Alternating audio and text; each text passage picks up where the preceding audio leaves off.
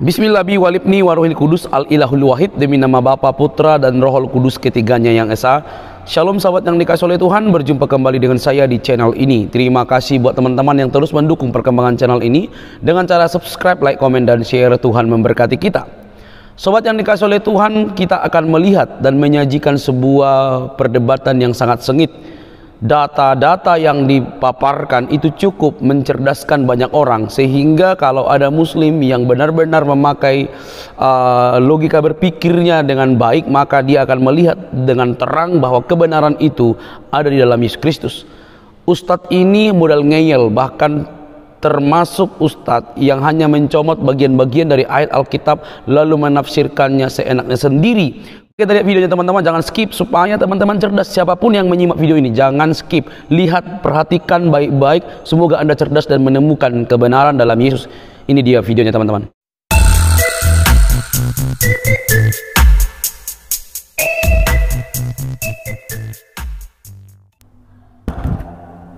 Ini kita sebelum pembaptisan, ini sebelah kanannya adalah anaknya yang perempuan, ya, dan anak ini tidak mau bukti sejarah. Mereka hanya modal congor besar dan mereka hanya bisa berasumsi.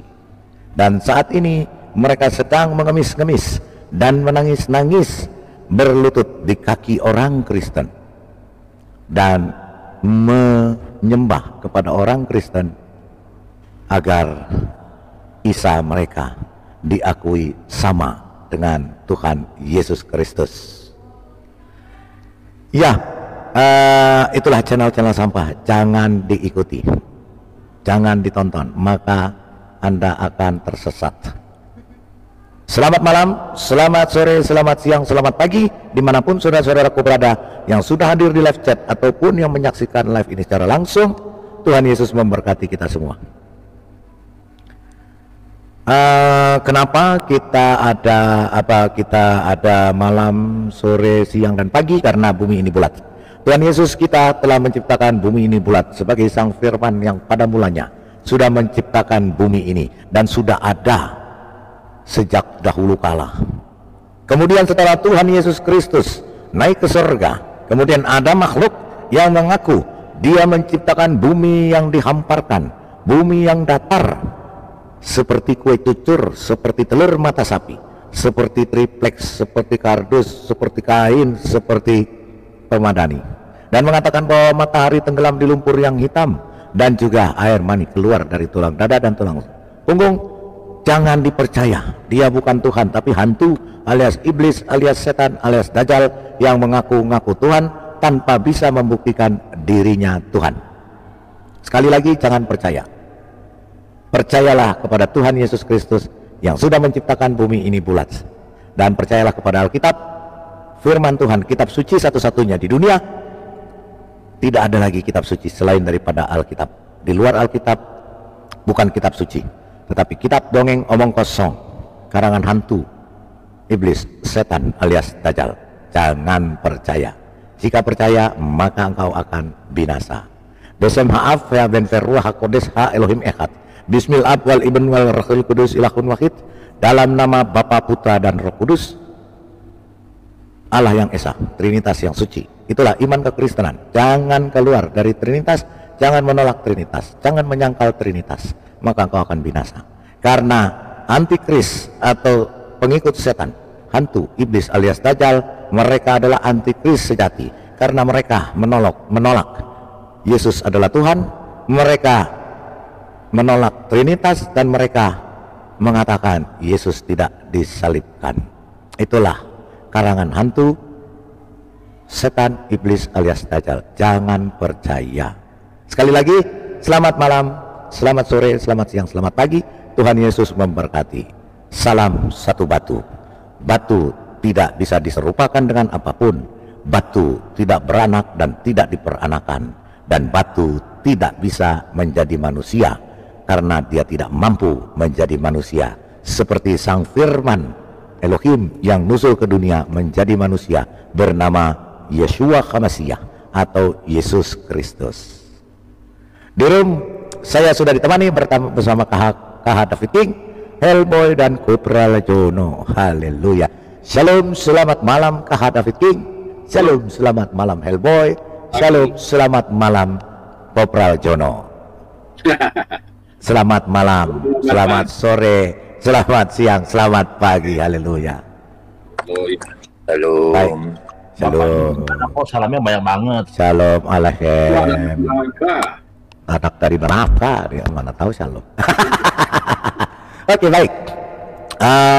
Topiknya pada malam hari ini, ya, sebelum kita masuk nanti ke topik besok, hari Sabtu saya sudah canangkan, kita akan masuk ke dalam topik pembuktian fakta dan sejarah Yesus lahir pada tanggal 25 Desember. Itulah Natal yang sebenarnya, bukan seperti propaganda Katrin yang mengatakan bahwa tanggal 25 Desember adalah hari kelahiran Saturnalia atau Dewa Matahari. Itulah propaganda mereka supaya Nabi Isanya bisa disamakan dengan Yesus. Itu topiknya. Isa AS bagimu, Isa AS-mu bagimu, Yesus Kristusku bagiku. Amin. Jangan engkau sama-samakan Isa AS-mu dengan Tuhan Yesus Kristusku. Berbeda bagaikan langit dan bumi, berbeda antara hitam dan putih, berbeda antara tokoh fiktif dongeng omong kosong dengan tokoh fakta yang terbukti secara data, fakta dan bukti sejarah. Jangan engkau sama-samakan. Terimalah perbedaan itu, ya. Isa AS-mu bagimu, silakan ambil, silakan kau jadikan apa. Yesus Kristusku bagiku, karena dia adalah Tuhan. Isa AS-mu bukan siapa-siapa, tidak berkuasa apapun, dongeng omong kosong. Oke. Berbicara Isa dan Kristus tidak akan ada habisnya. Mereka selalu mengemis-ngemis, mereka selalu mengais-ngais, mereka sampai nangis-nangis, bahkan jika perlu mencium kaki orang Kristen untuk supaya orang Kristen mengakui Yesus adalah Isa dan Isa adalah Yesus. Padahal kedua pribadi yang disebutkan ini berbeda 1.000.000% bagaikan langit dan bumi. Yang satu dongeng omong kosong, yang satu fakta berdasarkan sejarah dan kebenaran. Itu baik. Sebelum kita mulai ya Pak King, tadi kita baru saja membaptis ya Pak King, dua orang saudara kita, yaitu saudara Yeremias dan Daniel. Nah, ternyata saat ini banyak ya yang minta dibaptiskan. Karena apa? Karena mereka sudah tahu kebenaran. Mereka murtad, keluar dari kepercayaannya. Kepercayaannya iman yang tidak bisa memberikan kebenaran, iman yang tidak bisa memberikan bukti.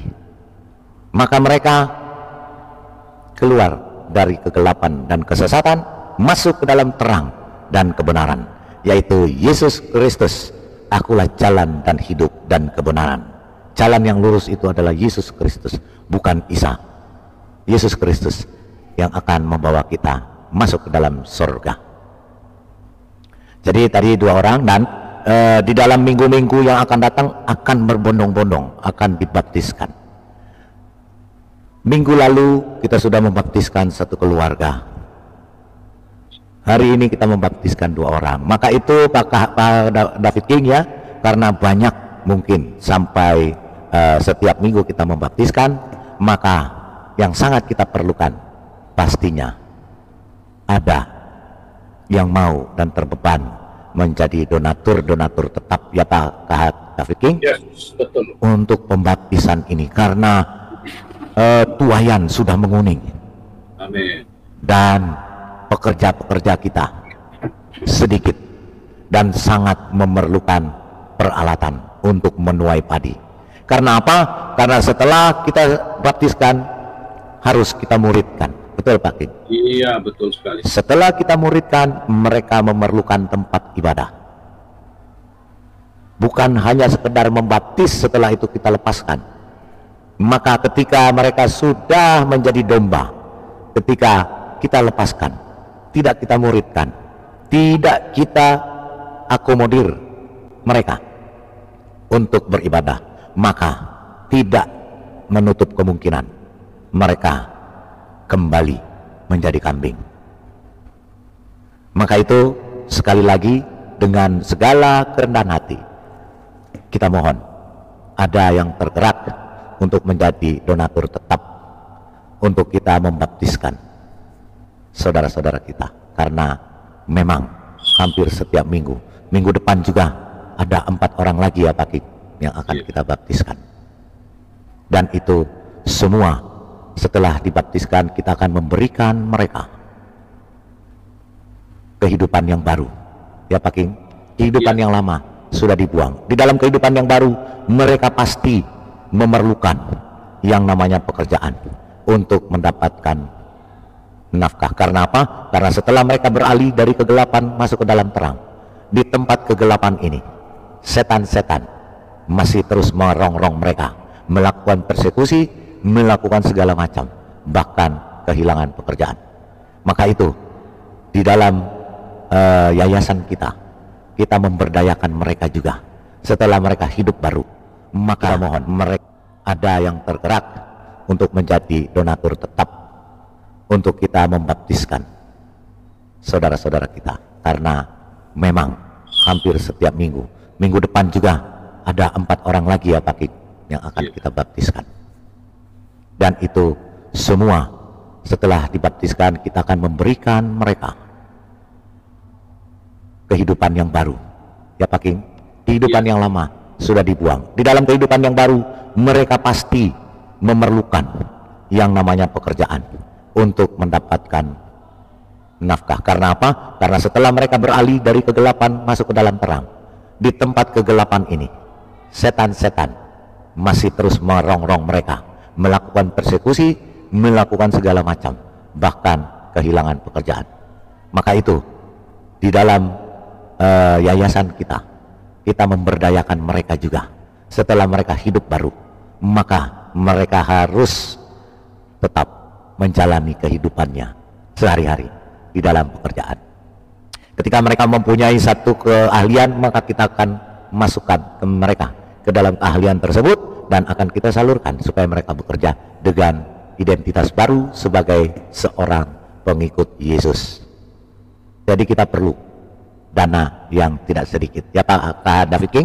Jadi sekali lagi dengan segala kerendahan hati kami mengharap bahwa ada orang-orang yang tergerak hatinya untuk menjadi donatur tetap untuk kita menuai tuayan yang sudah menguning ini. Betul Pak David King? Mari kita lihat yang kita sudah baptiskan tadi. Walaupun hujan petir ya Pak King, walaupun hujan deras, hujan petir menggelegar, tetapi semangat untuk dibaptis mereka luar biasa. Kita tidak perlu menyebutkan nama sebelum dibaptiskan, karena kita menjaga privasi saudara kita ini. Betul. Ya, tadi setelah kita baptis, kita berdiskusi, kita berbicara, ya ngobrol. Maka dia mengatakan bahwa sekarang saya sudah lahir baru. Saya tanyakan, terus hidup yang lama sudah dimasukkan ke dalam air, dikubur di dalam air. Luar biasa ya. Haleluya. Kita akan lihat yang sudah dibaptiskan, walaupun ada videonya tapi belum saya edit ya pakainya, jadi harus berhati-hati kita ya. Nah inilah saudara kita yang baru dibaptis tadi. Ini kedua saudara kita yang baru saja dibaptis dan menerima nama baptis mereka. Yang satu siapa Pak King? Daniel. Yang satu Yeremia. luar biasa. Dua Ya, pria. kedua-duanya pria. Kalau minggu lalu satu keluarga, satu pria, 3 Ya, wanita. Ya, ini kedua saudara kita yang dibaptis tadi. Ini ketika dibaptiskan, hidupnya yang lama telah ditenggelamkan di dalam air, ya Pak King. Luar Iya. biasa. Betul sekali. Ini dia, ini yang bernama Daniel, saudara kita. Kehidupannya yang lama, kegelapan dan kesesatannya sudah dibenamkan dan dikubur di dalam air. Ya, ini Daniel, dan yang ini Yeremia. adalah Yeremia. Yeremia. Wow, luar biasa. Ini adalah saudara kita Yeremia. Ini adalah Yeremia. Yang tadi kita lihat Daniel. Luar biasa. Haleluya. Tuayan sudah menguning. Banyak yang harus kita tuai. Dan Amin. banyak yang harus kita baptiskan. Melepaskan dari, mengeluarkan dari kegelapan. Jadi sangat kita perlukan donatur tetap Betul. yang bisa membantu kita Ya, untuk melaksanakan misi ini, betul. karena tanpa itu kita tidak bisa berbuat apa-apa, Ya, ya Kakak David King. betul sekali. Jadi- kita sewa nih kolam renang ini, kita sewa Ya, dan Ya, tidak dan- boleh masuk setelah kita selesai baptis, baru boleh mereka berenang. amin. Ya, jadi kita harus kita harus ini, dan juga setelah ini juga kita harus muridkan mereka. Betul. Kita harus ajarkan mereka Alkitab. Kita harus menampung mereka di tempat ibadah kita, karena tidak semua gereja atau tempat ibadah berani menerima ini. Kita yang akan menampung mereka, termasuk di dalam memberikan mereka hidup yang baru, pekerjaan yang baru. Karena pekerjaan yang lama sudah pasti ketika mereka beralih, maka mereka akan jadi objek persekusi, bahkan bisa dikeluarkan dari pekerjaannya. Maka itu kita sudah mempersiapkan untuk mereka pelatihan, untuk mereka dapat bekerja kembali, dan itu semua memerlukan biaya yang tidak sedikit. Itulah. Silakan Pak King, ada yang mau ditambahkan sebelum kita masuk ke dalam topik? Tapi sebelum kita masuk ke dalam topik, kita berdoa dulu. Berterima kasih kepada Tuhan. Silakan Pak King. Ya, mari kita berdoa. Bapa di sorga, kami mengucap syukur buat malam yang indah. Terima kasih atas kesempatan yang Kau berikan pada kami di dalam pelayanan melalui channel Lidara Rewawa, channel edukasi yang memberikan banyak pencerahan kepada orang-orang yang belum memahami iman Kristen, belum memahami Alkitab, sehingga mereka menghina-hina Alkitab, menghina Tuhan Yesus, menghina rasul-rasul dan nabi-nabi. Biarlah melalui channel ini banyak dibukakan rahasia-rahasia untuk disampaikan kepada orang-orang yang belum mengerti ajaran kekristenan, dan juga Tuhan, bagi mereka orang-orang Kristen KTP, orang-orang Kristen turunan yang belum bertemu secara pribadi dengan Yesus Kristus, belum mengalami secara pribadi, biarlah melalui channel ini Tuhan, di dalam kami mengajarkan firman Tuhan, menyampaikan kebenaran firman Tuhan, dan membuka rahasia-rahasia pengajaran. Biarlah Tuhan sendiri menambahkan hikmat marifat, khususnya kepada hamba-Mu Pak Lidara yang sebagai narasumber, yang terus berbicara, menyampaikan kebenaran. Tuhan, urapi hamba-Mu dengan urapan yang baru, sehingga ketika hamba-Mu menyampaikan kebenaran firman Tuhan, maka banyak orang yang mendapat pencerahan. Kami berdoa Tuhan, lindungilah selama live ini berlangsung, jauhkan dari segala mara bahaya, segala rancangan-rancangan jahat, dari orang-orang yang ingin berbuat jahat. Biarlah Tuhan melindungi kami semua, membungkus kami dengan kemuliaan-Mu. Tuhan yang menuntun dari awal hingga akhirnya di dalam pimpinan daripada kuasa Roh Kudus. Kami juga berdoa untuk segala peralatan yang dipergunakan dalam live ini. Tuhan sucikan, kuduskan. Biarlah semua peralatan dapat bekerja dengan baik, sehingga menghasilkan hasil yang sempurna, dapat dilihat, dapat didengar dengan baik, dan dapat ditangkap dengan baik juga. Biarlah Tuhan, lewat pelayanan ini, nama Tuhan Yesus Kristus ditinggikan, dimuliakan, diagungkan, semuanya untuk hormat dan kemuliaan bagi Engkau, Bapa di sorga. Terima kasih Tuhan. Kami serahkan semua live ini di dalam nama Tuhan Yesus Kristus yang Maha Sakti, nama yang Maha Ajaib, nama di atas segala nama. Kami berdoa dan kami mengucap syukur. Haleluya. Amin. Haleluya, amin. Ya, itu ya, luar biasa. Nah, mengapa kita memerlukan, kita perlu sampaikan ya Pak ya, kenapa kita memerlukan yang tergerak hatinya untuk membantu, karena apa?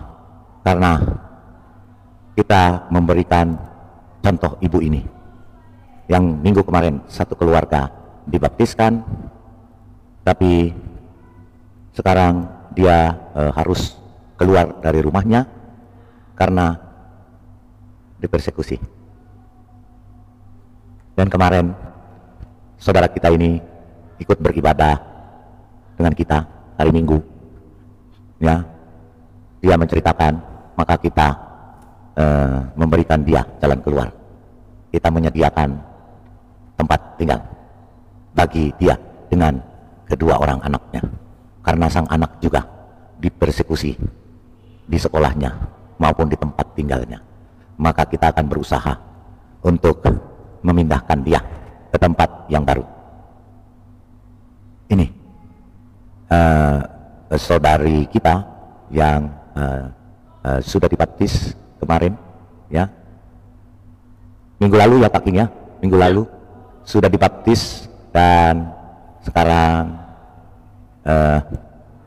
kemarin ketika beribadah dia menceritakan keadaannya. Inilah keluarga ibu ini ketika pembaptisan minggu lalu ya, tepatnya tanggal 29 November ini ya.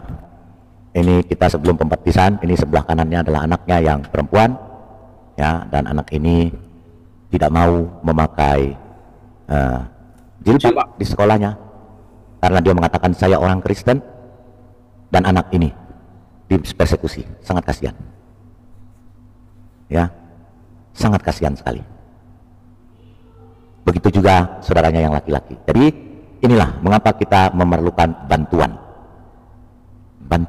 dari saudara-saudara kita jika ada yang berkeinginan menjadi donatur tetap untuk menuai tuayan-tuayan yang sudah menguning.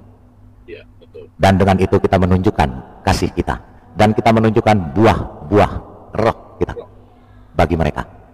Dan jangan kita anggap melalui mereka inilah nanti banyak jiwa-jiwa yang akan datang kepada Tuhan Yesus Kristus dan mengaku Tuhan adalah juru selamatnya dan segera dibaptis. Begitu ya Pak King? Silakan Pak King, ada yang mau ditambahkan sebelum kita masuk dalam topik? Masalah pembaptisan juga ya, ada kita memberikan juga mereka makan siang, karena dibaptis itu ada yang jam 12, ada yang jam 1 siang, jadi kita memberikan mereka makan, dan juga ada yang nggak punya ongkos biaya ya, jadi kita memberikan.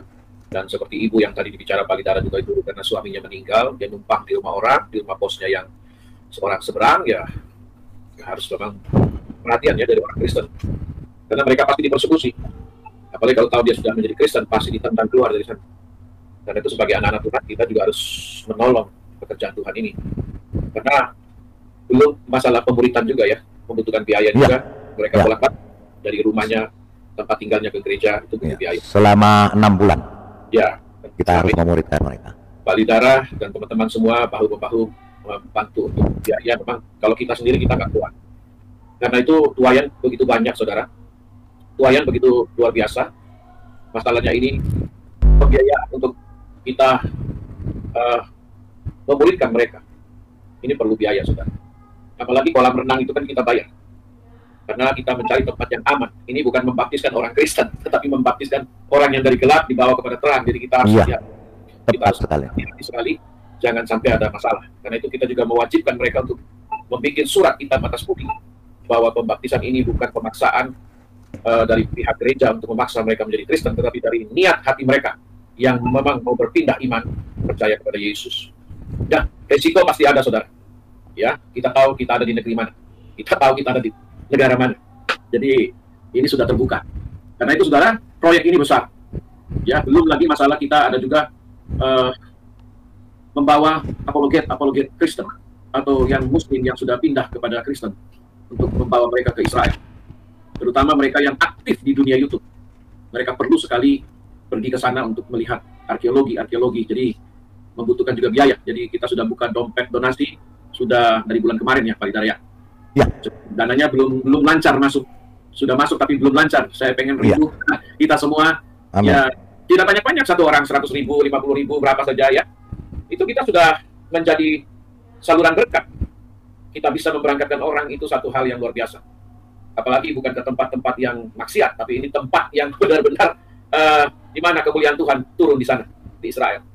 Jadi saudara, kita ada target 2 orang lagi sekarang, Ibu Uti Watimena dan juga Elia Miron yang sekarang juga lagi viral di Indonesia. Ya, kita harapkan bulan Maret mereka bisa berangkat. Kita doakan dan kita sama-sama berjuang. Ini bukan proyek Palidara dan saya, tapi ini proyek Tuhan. Biarlah Tuhan yang bekerja dengan luar biasa, karena dana itu bagi Tuhan kecil. Kalau kita mau bahu-membahu, saya yakin dan percaya masalah berat jadi ringan. Tapi kalau kita bekerja sendiri saja, maka itu akan berat, saudara. Karena itu dibutuhkan dana. Ya, siapapun yang mendengar siaran ini malam ini, dimanapun berada. Kalau kita melihat orang seberang, mereka membantu Palestina, Hamas. Mereka rela berjuang, mengirimkan dana-dana mereka ke sana. Ya, kita tahu Hamas adalah teroris. Tetapi kita, anak-anak Tuhan, kita tahu, kita mengirim orang-orang yang benar-benar berjuang sebagai apologet yang berada di garis depan. Ya, mereka berada di garis depan mempertaruhkan nyawa mereka.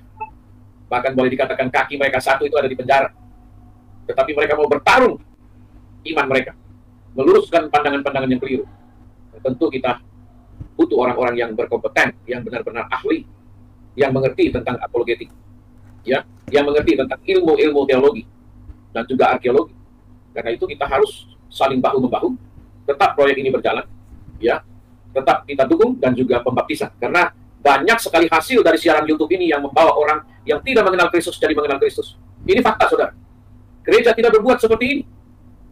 Gereja tidak melakukan seperti ini.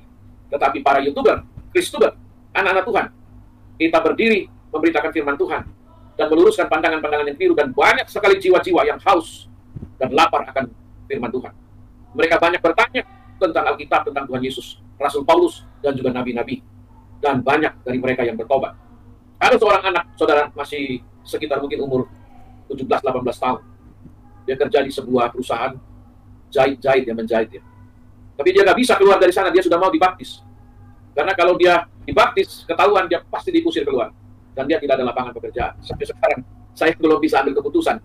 Karena dia berbicara kepada saya, Pak King, bagaimana ini? Kalau saya dibaptis ketahuan, saya dikeluarkan dari sini, bagaimana penghidupan saya? Saya belum bisa jawab, saudara. Inilah yang kita hadapi. Ya, inilah yang kita hadapi di dunia YouTube ini. Makanya kita butuh donatur untuk benar-benar membantu ini supaya berjalan proyek ini. Ya, tinggal tergantung Anda sekalian yang mendengar ini. Apakah Anda juga mau turut ambil bagian dalam beban ini? Ya, karena ini ibadah yang sejati, kata Tuhan. Ibadah yang sejati yang ini nih, yang mendukung rasul-rasul. Ya, seperti rasul-rasul yang pergi itu. Mereka, ya, Yesus bilang pergi. Ya, jalan berdua-dua. Sampaikan firman Tuhan. Jikalau ada orang yang menolak kamu, kebaskanlah kakimu dari debu kakimu. Nggak usah bawa apa-apa, pergi saja. Artinya pemeliharaan Tuhan ada. Dan saya yakin, ketika malam hari ini kita berdiskusi dan menyampaikan ini, bukan kita mengemis, tetapi ini adalah kenyataan yang kita hadapi. Anda tergerak hati, Anda ingin mendukung pelayanan ini, silakan Anda berhubungan dengan Pak Lidara, yang memang mengelola ini semua. Dan saya membantu Pak Lidara di sini. Kira-kira begitu dari Pak Lidara, semoga ya, ini baik. Kita semua. Baik, luar biasa ya, itu ya. Jadi banyak pasti kita apologet-apologet dan gereja di mana-mana pun di seluruh Indonesia yang membaptiskan. Karena menurut data dari Kementerian Agama sendiri dan data dari pihak mereka sendiri. Karena kita tidak pernah melakukan data-data, pihak dari Kadrun sendiri. Mereka sudah sangat ketakutan karena 1 juta orang setiap tahun di Indonesia murtad. meninggalkan agamanya. Kita dengarkan statement mereka sebelum kita masuk ke dalam topik, karena topik inilah yang menjadi telur. Kita dengarkan data dari mereka sendiri. Dewasa ini lebih getol mereka berdakwah mengajak orang Islam masuk Kristen. Makanya pemurtadan atau kristenisasi di Indonesia itu sangat marak sekali. Tahu nggak Bapak Ibu? Pemurtadan di dunia ini paling berhasil di Indonesia loh. Yang mayoritas Muslim. Pemurtadan yang paling berhasil di Indonesia, di dunia ini, di Indonesia. Muslim setiap tahun itu lebih 1 juta orang Islam masuk Kristen. Data mereka sendiri. Kita tidak perlu mengeluarkan data. Karena apa? Karena jiwa-jiwa baru. Mereka sudah mengenal kebenaran itu. Jadi tidak perlu data lagi, ya. Kita dengarkan lagi. Tetapi yang terjadi di Asia Pasifik, mereka naik dengan drastis dari 4,5% menjadi 13,1%, artinya naik 3 kali lipat. Nah ini makanya di sini Asia Pasifik itu termasuk Indonesia. Termasuk Indonesia adalah negara yang menjadi target pemurtadan Asia Pasifik. Dan lebih parah lagi di Afrika. Afrika naik dari 1,5% menjadi 3,6%, naik 15 kali lipat. Jadi mereka pindahkan target itu ke Asia Pasifik dan ke Afrika. Halaman berikutnya. Di antara sekte dalam agama Kristen atau Nasrani, ternyata Katolik merupakan pengaruh terbesar, yaitu 1,1 miliar tahun 2011, atau dalam persentase 15,9%. Baru Protestan 11,6%, Ortodoks. Nah, nanti kita lihat nanti, apakah memang ada korelasi orang Katolik kah atau Kristen kah yang masuk yang memurtadkan orang Indonesia ini? Apa yang terjadi kemudian di Indonesia? Protestan atau Katolik? Tetapi yang menarik, negara Timur Tengah, negara yang bertahan, paling kecil dan tidak pernah berubah persentasenya dari pemurtadan. Ini datanya, Timur Tengah itu benua yang tidak terpengaruh oleh pemurtadan. Kita lihat datanya beberapa. Saya perhatikan dan saya ikuti perkembangan umat kita dari waktu ke waktu. Beberapa tahun belakangan ini Bapak Ibu, banyak sekali orang-orang Islam yang murtad. Betul? Banyak sekali yang murtad. Bukan hanya dari kalangan orang-orang yang awam, bukan hanya dari kalangan orang-orang yang miskin, bahkan sampai kepada kalangan yang intelektual, orang-orang yang berada secara ekonomi. Sekarang terjadi fenomena pemurtadan. Betul? Kenapa orang sampai terjadi murtad, ibu-ibu dan bapak-bapak? Sementara di satu sisi ada juga saudara kita dari agama lain masuk ke dalam agama Islam. Kalau orang yang pindah dari agama lain ke dalam agama Islam ini, ya itu datanya. Itu kan baru di Indonesia. Itu baru di Indonesia. Kita lihat data pemurtadan di dunia. Mereka kejang-kejang. Bukan hanya di Indonesia. Terguncang hebat. Terguncang hebat seluruh dunia. Bahkan kawasan Jazirah Arab. Iya. Mereka minta ampun. Kita dengarkan. I want to talk about a remarkable phenomenon that is going on in Asia and Africa. Namely, the large-scale conversion of Muslims to Christianity. Historically, this is completely unprecedented. Historically, it's very difficult, and very few people have converted out of Islam. There are a couple of exceptions to that rule, but in general, well, we know that Islam doesn't like people to convert out. In fact, if you think of the old line about the Hotel California, you can check out anytime you like, but you can never leave. That applies to Islam. You can't leave. And you can't leave to become an atheist, and you can't leave to become a member of another religion. In both cases, it's considered not just losing your faith, but apostasy, betraying the Muslim people. And it's been punishable by imprisonment or beatings, or in some cases, even death. Remember, for example, the fatwa that was put on Salman Rushdie, the writer, because he was seen as a sort of apostate to Islam. So this strategy of making it difficult, if not impossible, to convert out has historically stopped Muslims from doing it. And there, as I say, are a few exceptions to this. Makin lama, makin jauh umat Islam semakin tergerus.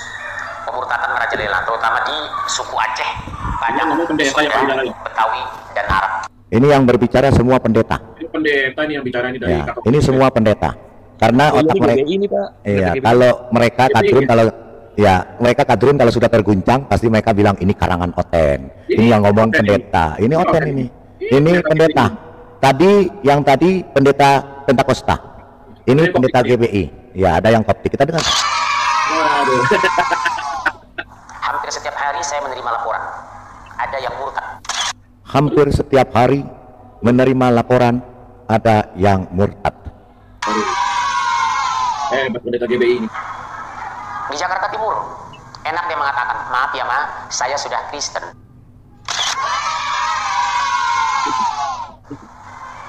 Ancaman ini luar biasa. Strategi mereka dalam makro. Ya, jadi pemurtadan. Kita lihat lagi, itu Indonesia. Kita lihat di dunia ini, fakta dan bukti berbicara. Waduh. Something that is really threatening the core of our society. Ini pendeta ini ya. Something that is Ini pendeta, bukan pendeta Protestan di Malaysia. Oh, Protestan Malaysia. Ya, kita dengarkan ya. so serious that almost every single day I deal with it. Every single day. And that is Muslim youth leaving Islam. What percentage do you think that would be? Is it 2% of our youth? Is it 3? Give me a number. I want to share with you. Give me a number. 10, 5%. No, I want more than 5. 15, more. 20, more. 24% of Muslim youth are leaving Islam. Wow. Do you know how many Muslims became atheists today? Ini orang Conducted in the Muslim world revealed Ini pendeta ini Pak, Koptik di Arab. 5% of Muslims in some of the most conservative Muslim countries in the world are closet atheists.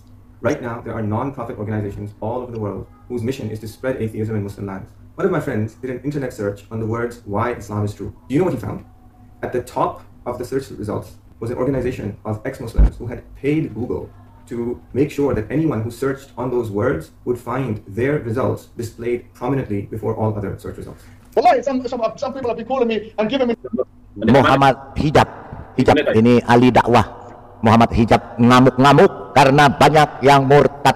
Jadi jenggotnya dia sudah panjang, berdakwah, justru malah banyak yang murtad setelah mendengarkan dakwahnya dia. Saya kira penginjil kali darah. Ya, dia jadi penginjil jalanan. some emails. Brother, I have doubts. What doubts, man? What embarrassment is that? Why you have doubts? Why? Get the hell out of here! Get the hell out of here! And these weak Muslims in the West, sending me emails and this, I'm using my face and I'm a Hafiz. I'm going to get the hell out. You were never a strong believer in the first place, you weakling. You're a weakling. It is rare. Nah, loh, pendeta mana nih? Ini pendeta Afrika dari Pentakosta Afrika. You would find back home a young man or a young woman addressing their parents, their family, and telling them, I don't believe in Allah. Nah, loh. Mereka, anak-anak di dalam keluarga mereka sudah tidak percaya Allah dan Muhammad. I don't believe that Muhammad sallallahu alaihi wasallam was a messenger of Allah. I don't believe that the Quran is a book of revelation. That is unthinkable. That is the unthinkable. It is happening. It is happening continuously. It is going to become an avalanche, a tsunami that is going to hit our community. Tsunami murtad. In such a way that we will have a very difficult time standing. Waktu kesulitan yang besar. Kita lihat lagi 6 juta muslim setiap tahun di seluruh dunia murtad. 6 million Muslims convert to Christianity in Africa alone each year, according to Al Jazeera's interview with Sheikh. Menurut Al Jazeera ini televisinya Indonesia. Oten, Pak. Al Jazeera ini televisinya Zionis Israel. Oh, begitu ya. Iya. Ini settingan katanya. Settingan. Menurut Al Jazeera, setelah diteliti 6 juta setiap tahun di dunia murtad meninggalkan Islam. Ahmad Al-Qahtani, the president of the Companions Lighthouse for the Science of Islamic Law. In every hour, 667 Muslims convert to Christianity. Setiap jam di dunia, termasuk kita tadi Pak, habis kita baptiskan, setiap jam di dunia 667 muslim masuk Kristen. Setiap jam, setiap hari. Ya, kita punya datanya. Every day, 16,000 Muslims convert to Christianity. Setiap hari 16.000, setiap jam 667 orang. Setiap hari 16.000. Every year, 6 million Muslims. Setiap tahun 6 juta. Convert to Christianity in Africa alone, so you can imagine the worldwide numbers. How many others of them convert to Buddhism, Hinduism, Judaism, or just plain atheism? Millions. After reporting this, Al Jazeera has since removed the interview and details, but we got the screen cap from the original story. Setelah melaporkan ini, Al Jazeera menghapus semuanya, takut digeruduk oleh kartun. Tetapi kita sudah men-save semua datanya, ya, luar biasa. Islam, SVM News. Ini adalah ya, pendeta Ahmad Al-Qatani. Dia adalah presiden Islam Foundation seluruh dunia. Makanya dia mengatakan ini wawancaranya dia di Al Jazeera, dan wawancara ini sekarang dihapus oleh Al Jazeera. Ini bukan orang Kristen ya? Ya, ini pendeta namanya Ahmad Al-Qatani. Dia mengatakan diskusi dengan Mahir Abdallah bahwa 6 juta Islam pindah ke Kristen. أن أستضيف اليوم رجلا خبيرا في موضوع التبشير والتنصير في أفريقيا، وإن كان تركيزه على التنصير في المقام الأول، الشيخ أحمد القطعاني مدير منارة الصحابة للعلوم الشرعية في ليبيا. The president of the Companions Lighthouse for the Science of Islamic Law in Libya. وهو معهد متخصص في تخريج الأئمة والدعاة. شيخ أحمد، أهلا بك في الشريعة والحياة. مرحبا. حقيقة هذه الكلمة أقل بكثير مما يجب، وكما قلنا في أول كلام، من حق الأحد أن يدعو لدينه وهو ما يسمى التبشير. أما التنصير فليس من حق أحد أن يخرج المسلمين عن دينهم، وحضرتك تطلب الشواهد، والشواهد تخرج عن الحصر. الإسلام كان يشكل كما أسلفتم دين أفريقيا الأساسي، وهناك 30 لغة إفريقية كانت تكتب بالخط العربي. انخفض عدد المسلمين في أفريقيا إلى 316 مليون. 316 مليون هذه نصفها من العرب في الشمال الأفريقي. إذن أفريقيا التي نتحدث عنها وهي غير العربية، عدد المسلمين فيها الآن لا يتجاوز 150 مليون نسمة. وإذا ما علمنا أن تعداد أفريقيا مليار نسمة، رأينا أنها نسبة أقل بكثير عما كانت عليه في أوائل هذا القرن. بالمقابل ارتفع عدد الكاثوليك من 1 مليون في عام 1902 إلى 329 مليون و882 ألف، ولنقرب الرقم سنقول 330 مليون نسمة في عام 2000 الآن. أما كيف حدث ذلك؟ ففي أفريقيا الآن 1.5 مليون كنيسة. عدد أعضاء هذه الكنائس 46 مليون نسمة. في كل ساعة يتحول إلى النصرانية 667 مسلم. في كل يوم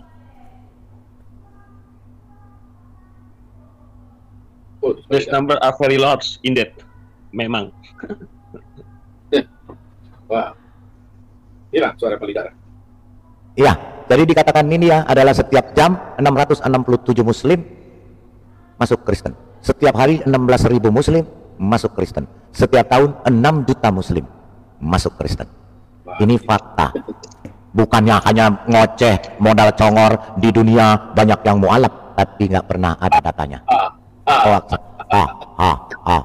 Teriak-teriak berkaing-kaing, di Amerika banyak yang mualaf, di Eropa banyak yang mualaf. Kita lihat bagaimana Eropa sudah menentang Islam. في كل عام 6 مليون. According to reports of the Ya, ini kita lihat bagaimana di Eropa sendiri sudah muak ya, kita lihat sangat muak mereka, makanya mereka berpindah menjadi Kristen dan menjadi pengikut Yesus. Kita bicara pakai data ya, bukan modal congor. Kita dengar. Pertumbuhan gereja tertinggi di dunia 380% per tahun. Ini berita di Indonesia. Dunia 380% per tahun. Dulu umat Islam 99%, sekarang tinggal lebih kurang 80% umat Islam. Data statistik pada 2000 dan 2010, Islam turun setiap tahun 1%.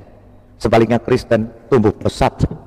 Buku agama di Indonesia tertulis di dalam buku namanya Agama di Indonesia dalam Angka, Dinamika Demografis berdasarkan sensus penduduk tahun 2000 dan 2010. Hampir 20%. Pertumbuhan gereja kita tertinggi di dunia 380%. Lihat Nania, pemenang Indonesian Idol, habis sholat subuh murtad. Lihat yang ya, pertumbuhannya. Mereka sudah muak dengan ajaran seperti ini ya. Oke, kita lihat yang di Eropa. Kita lihat yang di Eropa ya, supaya ini berkenan dengan topik kita. Kalau memang Isa itu adalah Yesus Kristus, betul nggak? Ya. Kenapa banyak yang murtad? Nah, loh. Kan itu pertanyaannya. Betul. Betul nggak betul? Betul.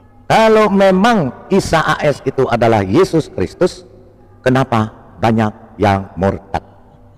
Oh, kami mencintai Yesus. Iya. Ya. Pertanyaannya, kenapa banyak yang murtad? Kalau memang Isa adalah Yesus, gampang mencari datanya gampang, faktanya gampang. Kita dengarkan lagi dari Indonesia dulu ya. MUI saja resah dan gelisah. Malu aku malu. Berjumpa kembali dengan catatan Syafiq Kasim. Majelis Ulama Indonesia kembali. Assalamualaikum warahmatullahi wabarakatuh. Berjumpa kembali dengan catatan Syafiq Kasim. Majelis Ulama Indonesia kembali resah. Kenapa banyak orang Islam yang murtad, artinya keluar dari agamanya di daerah Langkat? MUI menganggap jumlah mereka yang murtad itu tidak sedikit.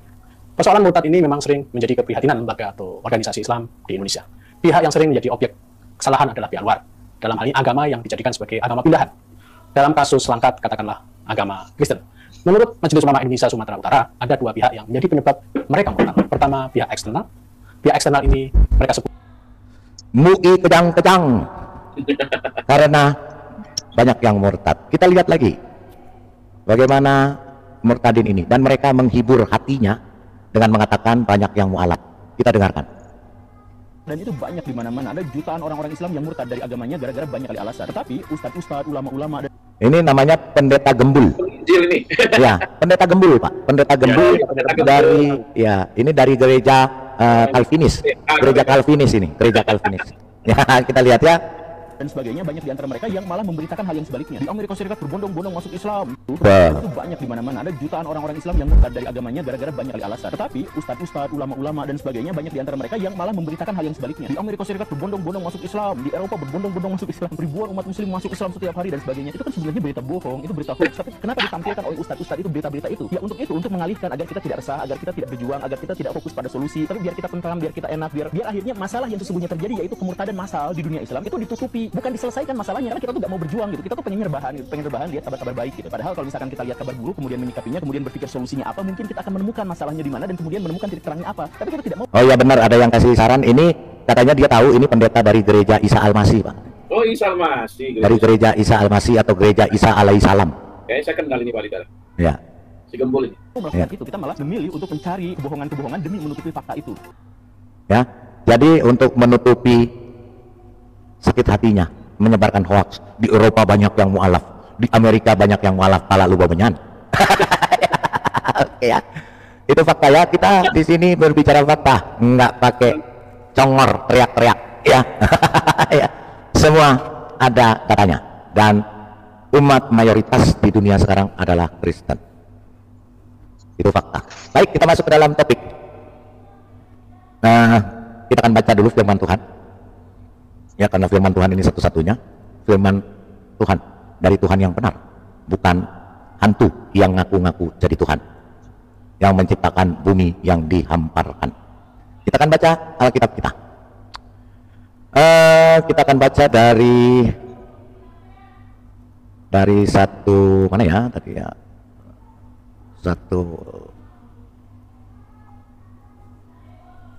ini dari 2 Korintus 11 ayat 4. Karena ada Yesus yang lain yang jadi Isa. Makanya Alkitab sudah ribuan tahun lalu sudah mengantisipasi. Betul apa betul?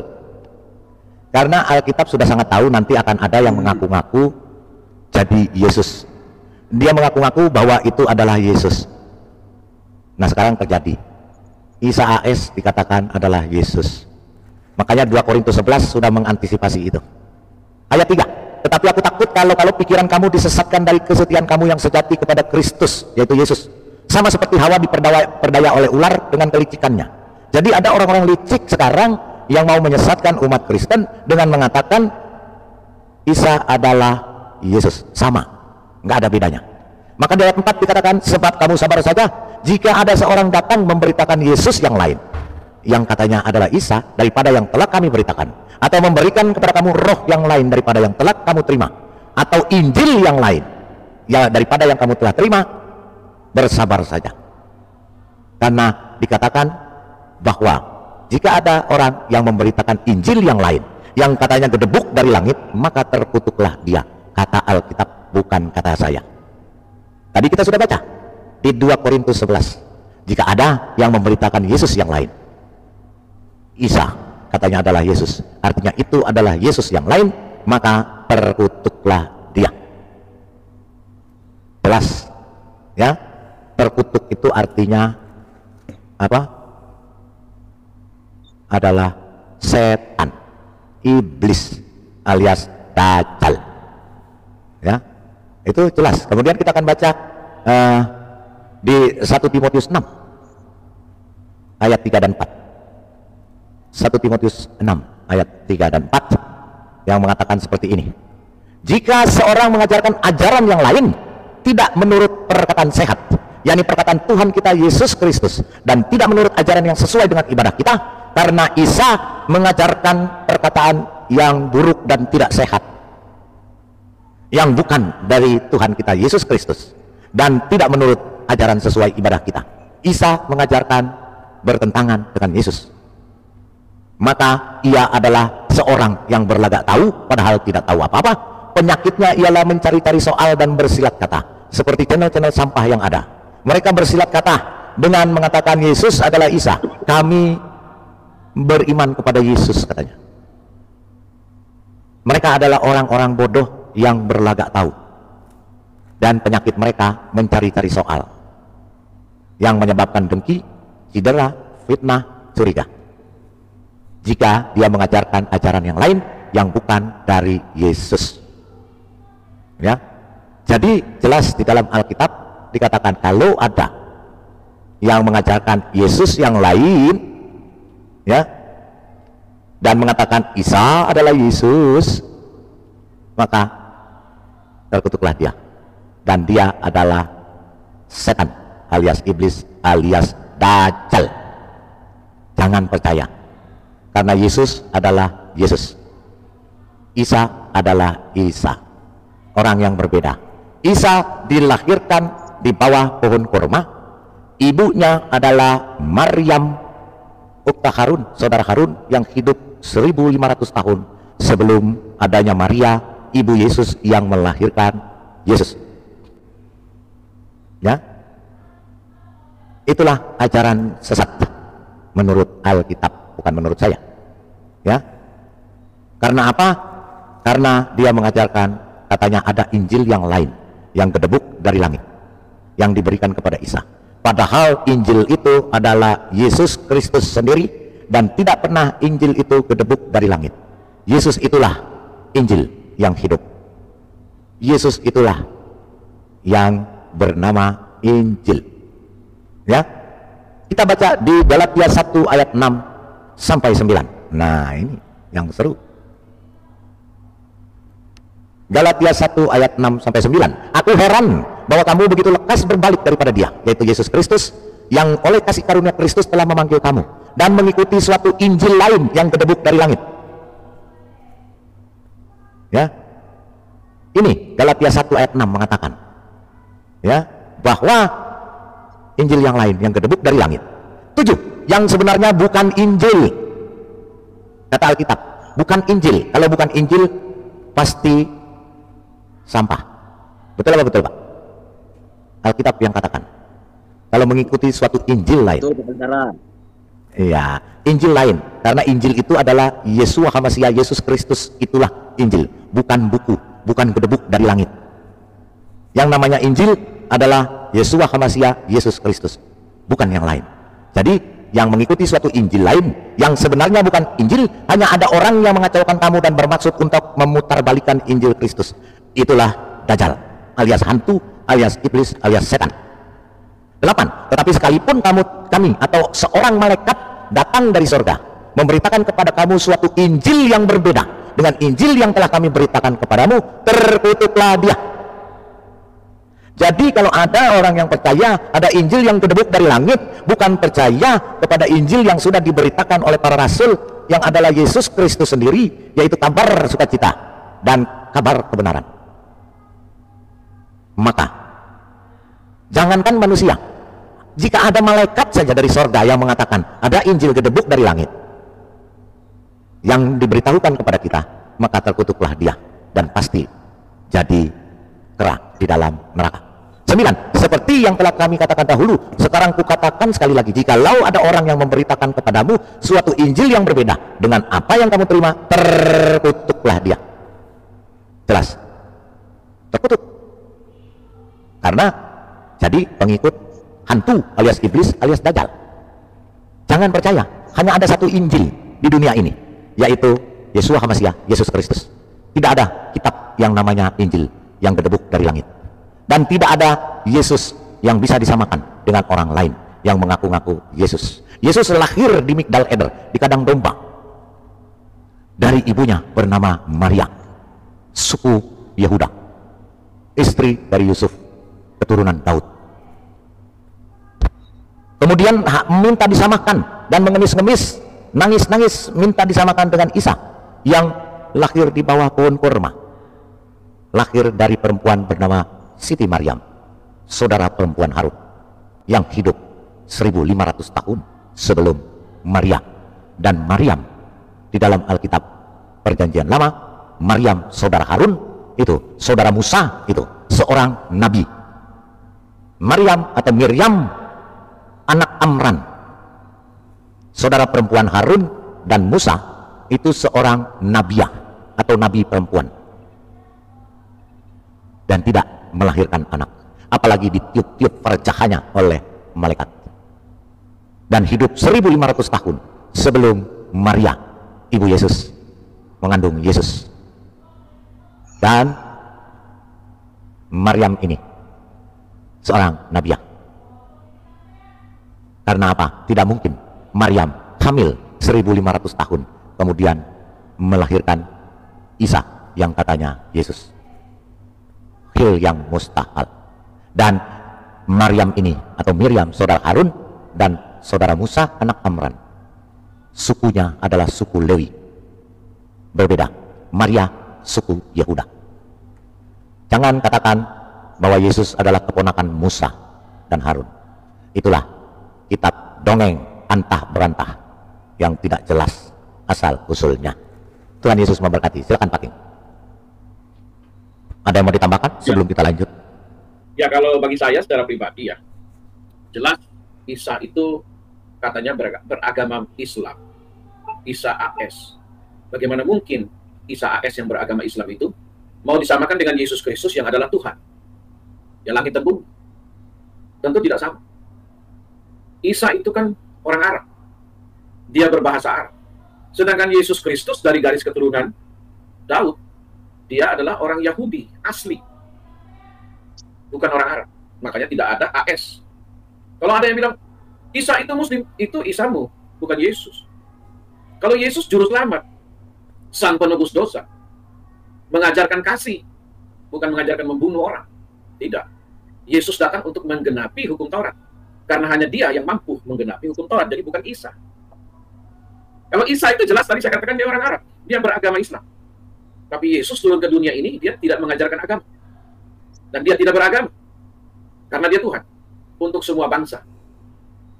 Agama itu kan supaya tidak kacau. Dari bahasa Sanskerta.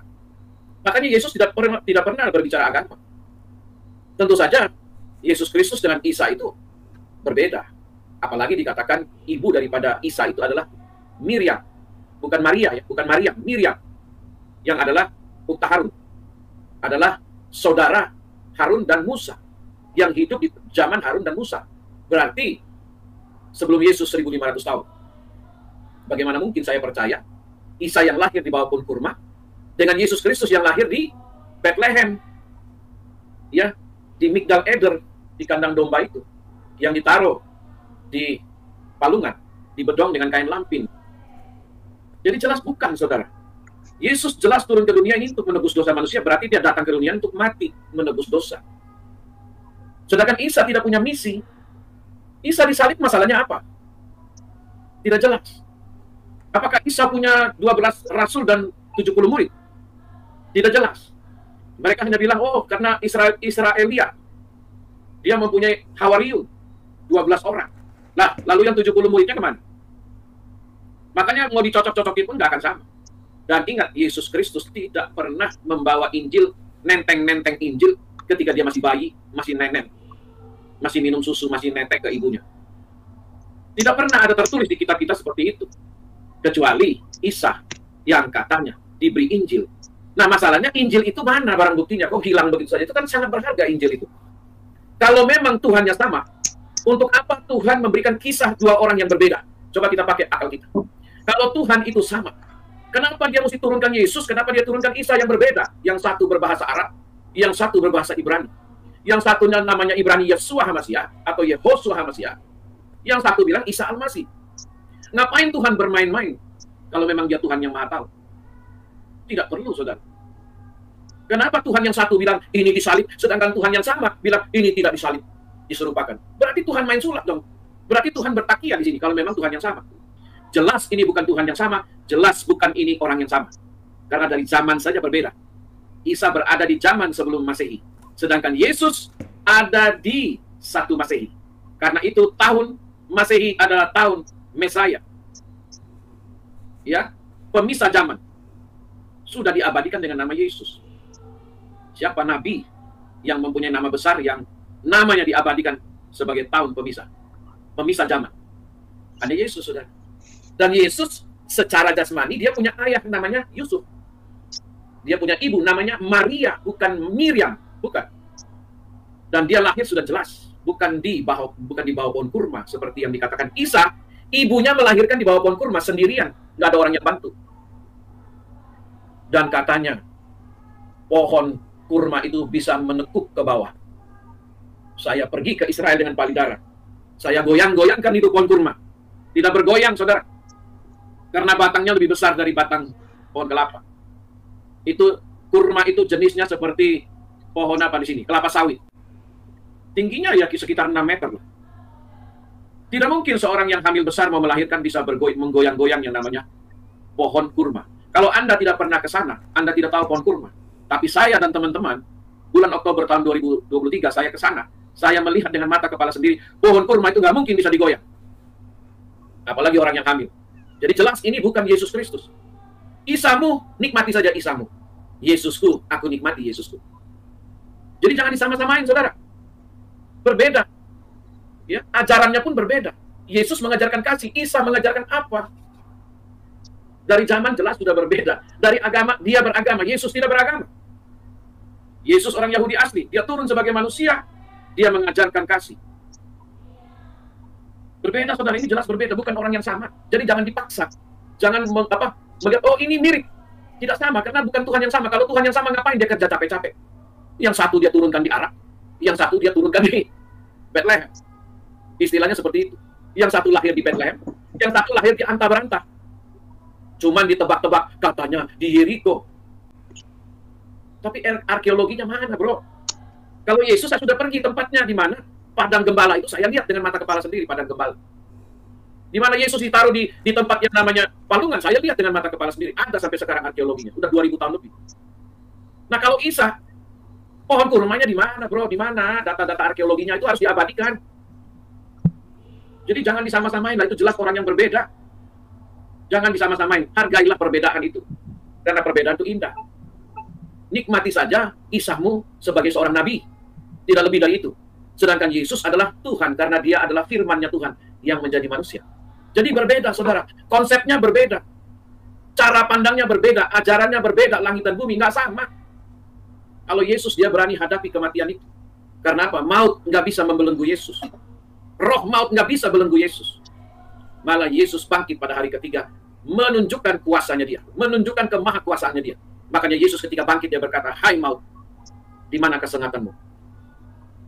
Sengatan maut ia adalah hukum Taurat.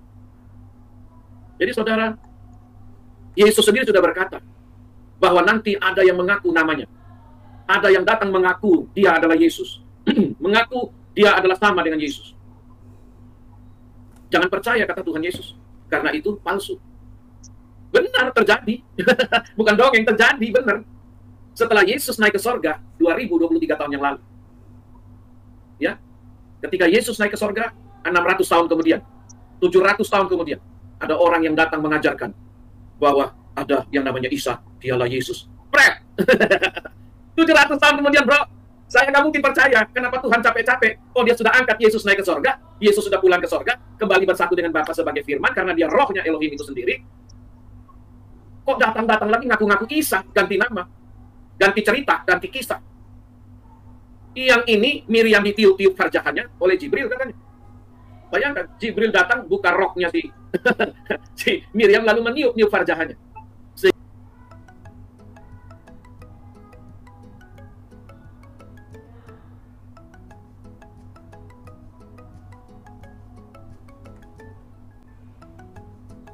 Sehingga Miriam hamil. Tapi beda dengan Yesus. Kalau Yesus itu Gabriel yang datang. Dan Gabriel menyatakan engkau akan mengandung seorang bayi laki-laki. Dan namakan dia Yesus. Jelas. Bukan meniup-niup harjaha orang. Itu mah kurang ajar. Coba ada seorang laki-laki yang ganteng, tiba-tiba buka rok orang, buka celana dalam orang, lalu tiup-tiup farjahanya. Kurang ajar nggak? Ditendang aja kalau saya tendang, saudara. Itu laki-laki kurang ajar namanya. Beda dengan Yesus. Kalau dengan Yesus, malaikat Gabriel itu datang, dia mengucapkan syukur. Itu namanya pelecehan seksual. Nah, itu harus kena pasal itu, Palidara. Kalau Palidara pada saat itu ada, penjarakan dia. Jadi saudara, beda orangnya. Masa Tuhan iseng ya? Sudah kasih Musa yang tidak pernah disambar petir. 3.000 tahun kemudian ada orang yang datang ngaku-ngaku nama Musa. Menampar malaikat maut sampai copot matanya. Bahkan batu mencuri bajunya Musa lagi mandi. Iseng banget itu kisahnya. Kalau Tuhan yang sama, ngapain dia turunkan Musa sampai 2? Ngapain dia turun Abraham jadi 2 orang? Ngapain dia turun Adam sama Hawa? Oh, mereka hanya ada Adam doang, Hawa nanti nyungsap ke tempat lain. Ngapain dia turunkan Adam ada 2? Adam yang satu tidak menjadi nabi, Adam yang satu katanya ada menjadi nabi AS. Menjadi AS. Alaihi wasallam.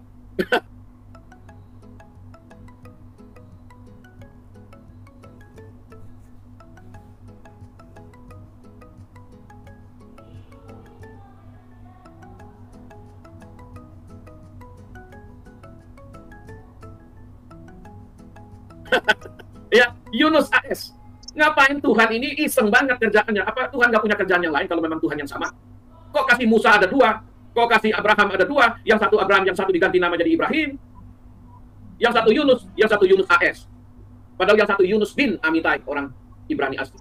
Yang satu Yusuf AS. Yusuf tidak pernah jadi nabi. Yusuf adalah seorang perdana menteri, orang nomor 2 di Mesir. Tidak pernah jadi nabi dan tidak kepengen jadi nabi. Tapi kok yang di sana Yusuf jadi nabi? Iseng banget kalau Tuhannya sama. Ini sudah membuktikan kitabnya juga berbeda. Taurat, Mazmur, kitab para nabi, Injil, semua ditulis oleh nabi-nabi dan rasul-rasul. Tetapi yang di seberang sana dihafalkan. Saudara mau pilih yang mana? Pilihan ada di tanganmu. Kalau saya pilih yang duluan datang. Musa yang duluan datang. Musa yang membebaskan bangsa Israel, orang Yahudi, dari tangan Firaun. Saya memilih Musa yang menunjukkan tongkatnya di atas Laut Merah dan laut itu terbelah. Bukan Musa yang memukul tongkatnya ke atas Laut Merah dan laut itu terbelah. Saya pilih Musa yang hanya angkat tongkatnya di atas laut dan terbelah. Dan saya pilih Abraham yang menyerahkan anak tunggalnya yang bernama Yitzhak. Bukan Ismail. Saya pilih Abraham yang tidak pernah dibakar. Anda mau pilih Abraham yang dibakar, Ibrahim yang dibakar, itu derita lu. Saya nggak peduli itu. Jadi jelas di sini, kalau Tuhan dikatakan sama, Sang Pencipta yang sama, kenapa iseng dia bikin? Sudah Yesus turun Isa, sudah Abraham turun Ibrahim, sudah Musa turun Musa AS, ya sudah Yusuf dan Yakub turun lagi Yusuf ya AS, sudah turun Salomo, sudah dikasih Salomo, raja ketiga orang Israel, bangsa Israel, turun lagi Raja Sulaiman AS. Apakah Tuhannya sama? Apakah Tuhan, kalau Tuhan sama, iseng itu Tuhan, saya nggak percaya dia. Tentu Tuhannya berbeda. Tuhan yang saya imani, Tuhan yang saya baca firman-Nya yang ditulis oleh Musa, mengatakan pada mulanya, pada awalnya, Yod-Heh-Vav-He menciptakan langit dan bumi. Tidak ada kapal lewat. Tidak ada kapal lewat. Untuk apa itu kapal lewat? Siapa pilot? Siapa itu kaptennya? Buat apa itu kapal lewat? Dari bahan apa itu kapal? Tidak pernah saya baca di Taurat yang begitu Tuhan menciptakan langit dan bumi, ada kapal lewat. Ngapain itu kapal? Dia mau kemana? Orang laut belum ada. Laut belum ada, saudara. Kok bisa ada kapal lewat? Itu mah palsu. Jangan percaya. Ikutin kitab Taurat yang sudah jauh terlebih dahulu, ada ribuan tahun yang lalu, sebelum adanya abad ke-7. Jadi saudara mau pilih ketika Yod-Heh-Vav-He datang kepada nabi-nabinya dan berfirman, Musa, tuliskanlah firmanku ini. Jelas ada ayat-ayatnya, saudara, bukan karangan. Anda bisa baca di dalam kitab Keluaran 34 ayat 27. Tuhan memerintahkan Musa, hambanya, untuk menuliskan firman Tuhan. Jadi tidak pernah Tuhan Yod-Heh-Vav-He datang kepada Musa, hafalkan firmanku. Nggak ada, saya nggak pernah baca di Alkitab itu, saudara suruh hafal, nggak ada. Makanya Tuhannya berbeda, saudara. Kalau Tuhan yang sama, satu disuruh tulis, satu disuruh hafal, saudara percaya. Betul. Betul nggak, Pak Lidara? Iya. Silakan lanjut, Pak Lidara. Oke. Berasap ini. Udah jangan berasap. Oke. Sebelum ke ada Lemerian. Oh, ada Jenderal Ikim. Kita kasih dulu ya daripada nanti room ini diacak-acak sama Jenderal. Kita ini. Tapi sebelum ke Jenderal kita mau baca dulu. Tolong Lemerian kamu bacakan dulu firman Tuhan ini. Nah, baca yang kenceng. Baca yang kenceng ya, Lemerian. Jangan. Sepeda satu. Nanti dapat sepeda satu ya. Oke, kita baca. Silakan. Lapor Jenderal, saya baca dulu. Ya. Ada kopral juga. Keluaran 15 ayat 20 yang kencang dibaca. Oke, Keluaran 15 ayat 20. Lalu Miriam, nabiah itu, saudara perempuan Harun, mengambil rebana di tangannya, dan tampillah semua perempuan mengikutinya, memukul rebana serta menari-nari. Jadi Miriam, saudara Harun, Keluaran 15 ayat 20, lalu Miriam, nabiah itu, ukta Harun, saudara perempuan Harun, mengambil rebana, lalu menari-nari. Jadi Miriam ini lihat menari-nari. Dia menyanyi-nyanyi serta menari-nari dan menyanyi-nyanyi dengan rebana. Dia seorang Pohon kurma nggak ada Pak ya? nggak ada. Dia seorang nabiah. Sambil main rebana sambil goyang-goyangin pohon kurma Pak? Iya, dia seorang nabiah. Coba tolong dibandingkan dengan ini. Ini 1500 tahun sebelum ayat ini ada. Yang tadi Kejadian 15, Keluaran 15 ayat 20 itu sudah 2000-3000 tahun lalu sebelum ayat ini keluar. Coba bacakan ayat ini. Lemerian Roh Kesetar. Oke, kita bacakan ini ya. Oke, tolong dibacakan. Ini ayat ini 4000 tahun sesudah Keluaran 15 ayat 20 tadi. Silakan Lemerian dibacakan. Oh, belum tampil. Waduh, ini nih. Ini tulisannya itu tulisan apa ini? Wahai saudara perempuan Harun dalam kurung Maryam, ayahmu bukan seorang yang berperangai buruk dan ibumu bukan seorang perempuan pezina. Oke, ini ayat ini keluar 4000 tahun setelah Keluaran 15 ayat 20 tadi yang menjelaskan Miriam, nabiah, sang seorang nabi perempuan, saudara Harun mengambil rebana dan menari-nari. 4000 tahun kemudian keluar ayat ini. Kira-kira saya hanya mau menyampaikan kepada yang di live chat dan yang menyaksikan live ini dimanapun berada, ayat yang mana yang menjiplak dan yang dijiplak pertama, dan ayat mana yang kalian percaya? Keluaran 15 ayat 20 atau Maryam nomor 28? Yang Silakan. pasti yang asli itu yang duluan ada Pak. Iya, silakan ditentukan sendiri. Mau percaya yang mana? Mau percaya yang asli atau yang jiplakan? Keputusan di tangan Anda. Aslinya Pak, saudara. Iya, karena sama. Keluaran 15 ayat 20 yang menyatakan lalu Miriam nabiah itu, saudara perempuan Harun, mengambil rebana di tangannya, dan tampillah semua perempuan mengikutinya, memukul rebana serta menari-nari. Sedangkan di ayat ini Maryam nomor 28 mengatakan, wahai saudara perempuan Harun dalam kurung Maryam, ayahmu bukan seorang yang berperangai buruk dan ibumu bukan seorang perempuan pezina. Dan Maryam di sini tidak pernah menari-nari.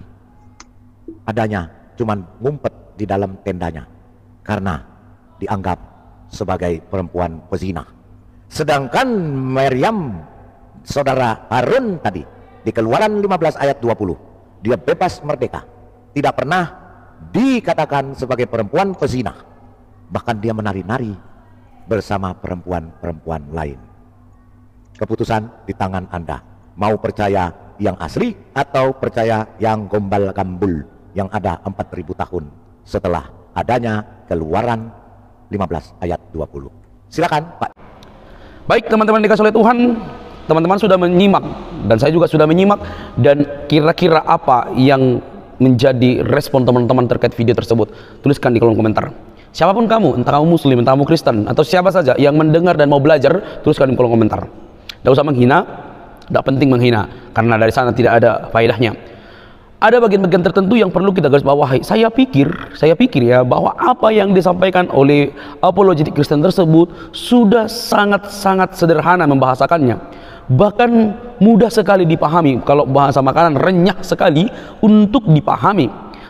Tidak memahaminya, bahkan terkesan tidak mau tahu, tidak mau dengar, tidak mau memikirkan hal itu. Dia hanya pengen memaparkan dengan suara besar apa yang ia comot tentang Alkitab, tentang pengajaran kekristenan, lalu seenaknya menyatakannya di dalam debat tersebut. Tetapi ketika diminta jawaban dan dijawab dengan elegan, maka jawaban itu seolah-olah tak berguna, karena dia tidak sama sekali memahami, bahkan bukan nggak memahami sebenarnya, tapi kemungkinan besar dia sebenarnya tidak mau belajar tentang apa yang disampaikan, karena tujuannya bukan untuk tahu tentang kekristenan, bukan untuk tahu tentang kekristenan, melainkan hanya untuk mencari gara-gara kalau bahasa kasarnya. Teman-teman dikasih oleh Tuhan sudah sangat sederhana, renyah, tinggal memahami. Dia nggak tahu, bahkan dia tidak memperhatikan dari setiap argumennya. Berulang-ulang kali dipaparkan hal yang sama, toh juga dia tidak mengerti, tidak memahaminya. Ini kan fatal, teman-teman. Nah, selanjutnya kitab, berhentilah kamu tidak memahami tentang itu. Sunat itu sudah jelas dari disampaikan. Sunat dalam perjanjian baru, siapa saja boleh bersunat, tapi bukan sunat lahiriah. Itu maksudnya, bukan sunat lahiriah yang ditekankan, tapi sunat rohani di dalam hati, percaya kepada Yesus. Itu loh. Sesederhana itu kamu tidak memahami, sesimpel itu kamu tidak mengerti, malah berulang-ulang kali membenturkan antara Yesus dan Paulus dengan para rasul gitu. Itu semua selaras, ada benang merahnya yang tertata rapi, yang begitu dibaca Alkitab itu dengan tertata baik, itu jelas semuanya. Jadi tidak ada yang di sana itu yang membuat bertabrakan. Jadi berhentilah untuk membahas tentang kekristenan. Nanti dibongkar moralitas dan juga kehidupan sang baginda, malah kalian ngamuk-ngamuk begitu ya. Daripada Anda sibuk membahas Alkitab, mencomot-comot ya, dan menunjukkan kebodohan-kebodohan kalian, lebih baik Anda itu belajar dan mengajarkan tentang keyakinan Anda kepada banyak orang. Tapi saya yakin ketika ada banyak muslim yang mendengarkan video ini, perdebatan ini, mereka akan sadari betapa renyah, betapa simpelnya penjelasan dari apologet Kristen tersebut untuk dijadikan pembanding dalam keyakinanmu untuk melihat bahwa Kristus sangat mengasihimu. Kiranya melalui video ini ada banyak orang yang disadarkan, dicerahkan, dan bertemu dengan Sang Juru Selamat, yaitu Yesus Kristus. Jadi teman-teman, dukung channel ini, subscribe, like, comment, dan share. Sampai ketemu di video selanjutnya. Bye-bye.